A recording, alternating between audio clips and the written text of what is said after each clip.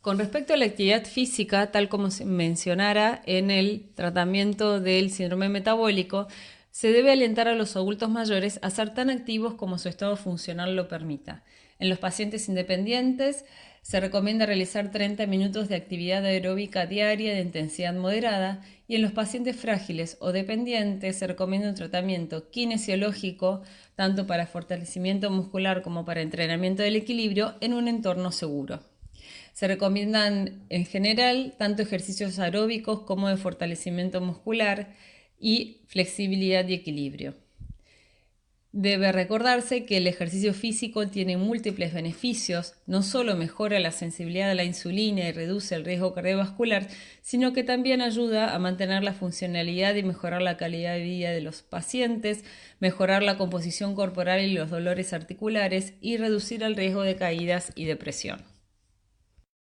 Con respecto al segundo componente, la terapia médica nutricional, que sería la restricción calórica, se recomienda que en pacientes con obesidad se proponga como meta una pérdida de peso del 5 a 7% del peso inicial, lo cual podría producir una reducción de la hiperglucemia, hipertensión arterial y dislipemia. Sin embargo, en adultos mayores, teniendo en cuenta la paradoja de la obesidad, que vamos a ver mejor en la próxima diapositiva, y que la pérdida de peso no intencional aumenta la morbimortalidad en adultos mayores, se recomienda como meta mantener un peso razonable, evitando una restricción calórica agresiva. El concepto de paradoja de la obesidad queda claramente expresado en este metaanálisis en el que se estudió la asociación entre el índice de masa corporal en los pacientes con diabetes tipo 2 y la mortalidad. En estos gráficos se puede ver cómo un bajo peso está asociado con una mayor mortalidad, tanto de todas las causas como cardiovascular, y como un índice de masa corporal entre 28 y 30 está asociado con la menor mortalidad fundamentalmente de todas las causas. En esta diapositiva les voy a explicar brevemente los restantes componentes de la terapia médica nutricional, especialmente importantes en pacientes tratados con insulina o secretagogos como sulfonilureas o meglitinidas. Con respecto a la consistencia en la ingesta diaria de carbohidratos, se propone para realizar un adecuado ajuste de la dosis de insulina según la ingesta de comidas y la actividad física. Consiste en la ingesta de aproximadamente la misma cantidad de carbohidratos en las comidas y colaciones, y esto se puede realizar a través de la lectura de las etiquetas de los alimentos o del sistema de intercambio por grupos de alimentos que describiré en la próxima diapositiva. Con respecto al contenido nutricional, la composición de macronutrientes dependerá de las metas de pérdida de peso, otras necesidades metabólicas como la hipertensión, dislipemia, nefropatía y las preferencias de comidas de cada paciente. En las próximas diapositivas también mencionaré algo con respecto a las dietas que mejor han demostrado controlar las glucemias en los pacientes diabéticos. En cuanto al contenido nutricional, también debe tenerse en cuenta el índice glucémico de los diferentes alimentos y la carga glucémica, que combina los conceptos de cantidad de alimento e índice glucémico del mismo. El tiempo de las comidas, por otra parte, es especialmente importante en los pacientes tratados con insulina. En esta diapositiva se expone el sistema de intercambio, que es una herramienta que divide a los grupos de alimentos según la cantidad de gramos de carbohidratos que poseen. Por ejemplo, una ración de alimentos con almidón o frutas tiene 15 gramos de carbohidratos, una ración de leches 12 gramos de carbohidratos y una ración de vegetales sin almidón 5 gramos de carbohidratos. Esto es útil para los pacientes insulino requirientes, como mencionáramos previamente, para calcular la dosis de insulina que se requiere para determinada cantidad de gramos de carbohidratos y mantener una consistencia en la ingesta diaria de carbohidratos. Esto, aunque es una herramienta educativa útil para la población diabética en general, puede ser poco práctico o resultar compleja para ciertos adultos mayores, frágiles, con múltiples comorbilidades o algún grado de deterioro cognitivo. En estos pacientes tratados con insulina o secretagogos, debe recordarse que pueden tener episodios de hipoglucemia y es conveniente recomendarles que tengan a mano carbohidratos de rápida acción. Si la hipoglucemia fuera de 51 a 70 miligramos por decilitro, debería tratarse con 10 a 15 gramos de carbohidratos de rápida acción, y si la glucemia fuera menor de 50 miligramos por decilitro, debería tratarse con 20 a 30 gramos de carbohidratos de rápida acción. ¿Cuáles son los carbohidratos de rápida acción? El equivalente a 15 gramos: medio vaso de jugo, 2 cucharadas de pasa de uva, 1 cucharada de azúcar, 1 cucharada de miel o 6 a 8 caramelos duros. En un network metaanálisis que evaluó la eficacia comparativa de los diferentes abordajes dietéticos para el control glucémico en pacientes con diabetes tipo 2, se incluyeron 56 estudios randomizados con más de 4.900 pacientes, con una edad media de 44 a 67 años y un seguimiento de 3 a 48 meses. En este metaanálisis se halló que todos los tipos de dietas redujeron significativamente la hemoglobina glicosilada de 0.8 a 0.4% y la glucemia en ayunas de 29 a 18 miligramos por decilitro de glucemia comparados con la dieta control. Las dietas que han demostrado reducir la hemoglobina glicosilada fueron, en primer lugar, la dieta baja en carbohidratos, que demostró ser la más efectiva en mayores de 60 años y a corto plazo, y para el largo plazo se vio que el control glucémico dependía más de la pérdida de peso lograda a través de la dieta. En segundo lugar, la dieta mediterránea, y en tercer lugar, la dieta paleolítica fueron las dietas efectivas para reducir la hemoglobina glicosilada. Con respecto a la reducción de glucemia en ayunas, las dietas que demostraron mayor efectividad fueron, en primer lugar, la dieta mediterránea, luego la dieta paleolítica y, en tercer lugar, la dieta vegetariana. A partir de ahora les voy a hablar acerca del tratamiento nutricional en pacientes con insuficiencia renal. A modo de repaso, la insuficiencia renal crónica se define como un filtrado glomerular menor a 60 milímetros por minuto o una tasa de excreción de albúmina mayor a 30 miligramos por decilitro durante 3 o más meses. Entre los cambios que se producen con el envejecimiento a nivel renal, se pueden mencionar, por un lado, una disminución del filtrado glomerular con el envejecimiento normal de cerca de 7.5 milímetros por minuto por década. Esto hace que cerca de la mitad de los adultos mayores de 70 años presenten un filtrado glomerular, ya sea medido o estimado, menor a 60 milímetros por minuto. Es conveniente aclarar además que en los casos en que no existe albuminuria como indicador de insuficiencia renal o que la masa muscular es mayor que el promedio para la edad, conviene medir el clearance de creatinina, ya que las estimaciones pueden subestimar la función renal. Entre los cambios fisiopatológicos que ocurren a nivel renal con el envejecimiento podemos mencionar los cambios estructurales por un lado. Dentro de estos, los cambios microanatómicos. Sucede una nefroesclerosis con la edad, esto es un aumento de la glomerulosclerosis focal y global, atrofia tubular, fibrosis intersticial, hiperplasia fibrointimal y disminución en el número de nefronias. A nivel macroanatómico, por otra parte, ocurre una reducción del volumen cortical renal y desarrollo de quistes renales relativamente frecuentes en los adultos mayores. Entre los cambios funcionales podemos mencionar una conservación alterada del sodio en respuesta a una reducción aguda del aporte y una capacidad alterada para excretar rápidamente una carga importante de sodio. Por otro lado, una pérdida de la capacidad de concentración urinaria máxima de 1200 milosmoles por litro en los jóvenes se reduce a 800 milosmoles por litro la capacidad de concentración máxima urinaria en los ancianos y pérdida de la capacidad de dilución máxima de aproximadamente 50 milosmoles litro en los jóvenes a 100. Y por último, se puede mencionar una mayor tendencia a la hipercalemia por hipoaldosteronismo hiporreninémico.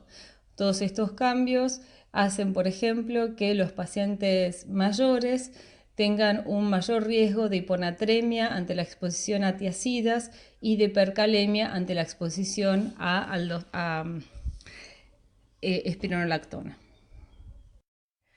Todos estos cambios fisiopatológicos que mencionáramos previamente conducen a una pérdida de la reserva funcional, que se expresa de diversas maneras. Por ejemplo, si existiera una nefropatía específica, como podría ser una nefropatía diabética o vasculitis, esta suele ser más avanzada.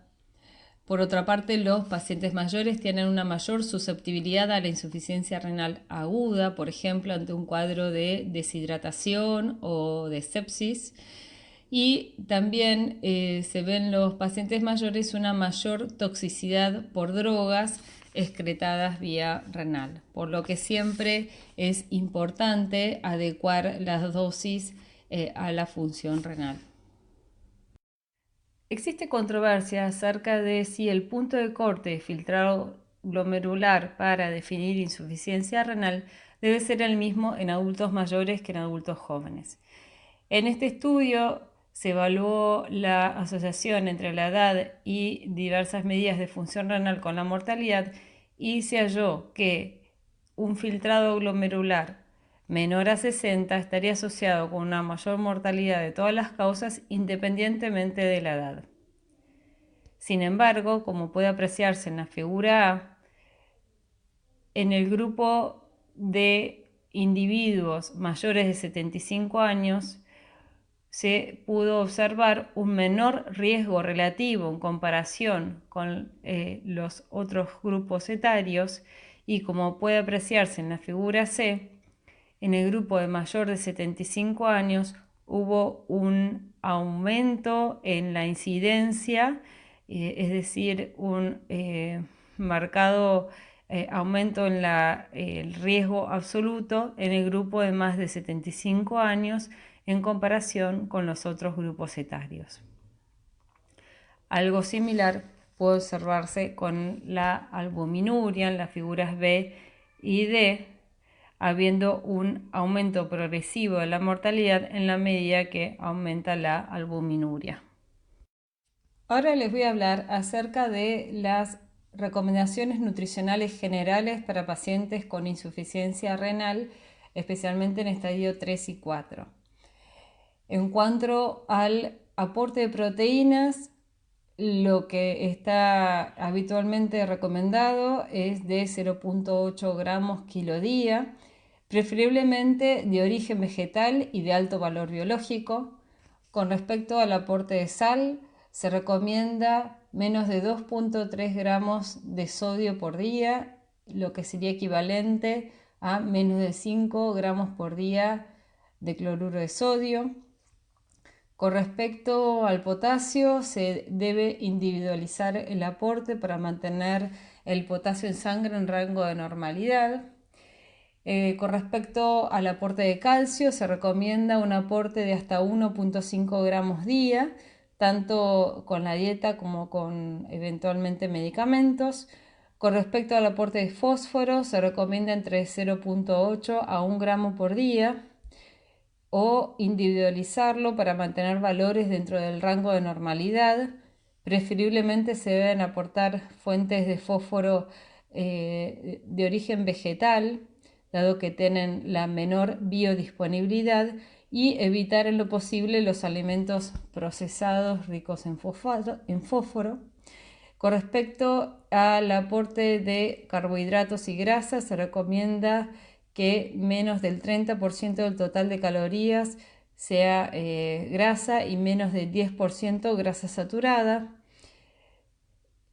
En líneas generales se recomienda una dieta DASH. Y en cuanto al aporte de fibra, se recomiendan 25 a 38 gramos por día de fibra. Con respecto al aporte proteico, que ha sido siempre un tema de controversia en cuanto a las indicaciones nutricionales en pacientes con insuficiencia renal crónica, les voy a exponer dos revisiones sistemáticas que trataron el tema. En esta, que es una revisión sistemática que evaluó la dieta hipoproteica en adultos no diabéticos con insuficiencia renal crónica, se incluyeron 17 estudios randomizados o cuasi randomizados, incluyendo en total más de 2.900 pacientes, con un seguimiento de entre 12 a 50 meses.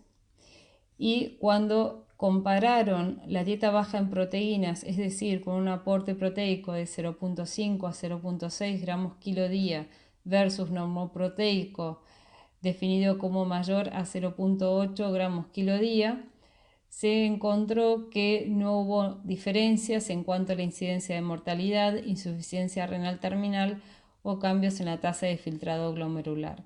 Sin embargo, cuando compararon la dieta muy baja en proteínas, definidas como un aporte proteico de 0.3 a 0.4 gramos kilo día, versus una dieta baja en proteínas y normoproteica, se encontró que, aunque no hubo diferencias en cuanto a la mortalidad y a los cambios en la tasa de filtrado glomerular, sí hallaron una disminución en la incidencia de insuficiencia renal terminal con un riesgo relativo de 0.65.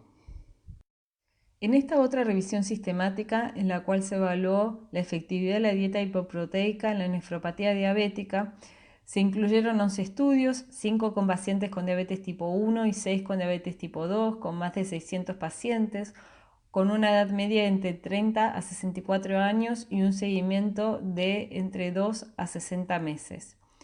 Cuando se comparó la dieta baja en proteínas, es decir, con un aporte proteico de 0.6 a 0.8 gramos kilo día versus una dieta normoproteica, no se encontraron diferencias en la tasa de filtrado glomerular ni en la proteinuria. Sin embargo, en el análisis de subgrupo en los pacientes con diabetes tipo 2, se halló que la dieta hipoproteica podría incluso aumentar la proteinuria. A continuación les describiré uno de los pocos estudios que han evaluado la asociación entre una dieta hipoproteica y mortalidad en pacientes mayores con insuficiencia renal crónica. En este estudio se incluyeron 374 pacientes con insuficiencia renal crónica en estadio 3 a 5 y una edad media de 70 años, en los que se realizó una intervención educativa realizada por nutricionistas que recomendaban en los pacientes con un estadio 3A un aporte proteico de 0.8 a 1 gramo kilo día y en los pacientes con un estadio 3B o más un aporte proteico entre 0.6 y 0.8 gramos kilo día. Se hicieron a la vez estimaciones de la ingesta de proteínas a través de orina de 24 horas y se los siguió por un promedio de 4.2 años. Como se puede observar en la figura A, la dieta moderada en proteínas, con más de 0.8 gramos kilo día, estuvo asociada con una menor mortalidad de todas las causas con respecto a la dieta baja en proteínas y dieta muy baja en proteínas. Con respecto al desenlace de insuficiencia renal, aunque se observó que la dieta moderada en proteínas estuvo asociada con una mayor reducción de la tasa de filtrado glomerular con respecto a las otras dos dietas, no hubo diferencias significativas en cuanto a la incidencia de insuficiencia renal terminal. Por último, y a modo de resumen, En los adultos mayores con síndrome metabólico, los componentes hiperglucemia y HDL bajo son los únicos que se asocian con desenlaces adversos. En los adultos mayores con diabetes, las metas terapéuticas variarán según el estado funcional y cognitivo y la expectativa de vida. La dieta mediterránea y la dieta paleolítica podrían mejorar el control glucémico. Y en los adultos mayores con insuficiencia renal crónica, con el envejecimiento existe una disminución de la reserva renal que confiere un mayor riesgo de insuficiencia renal aguda y crónica. La dieta hipoproteica no ha demostrado disminuir la mortalidad.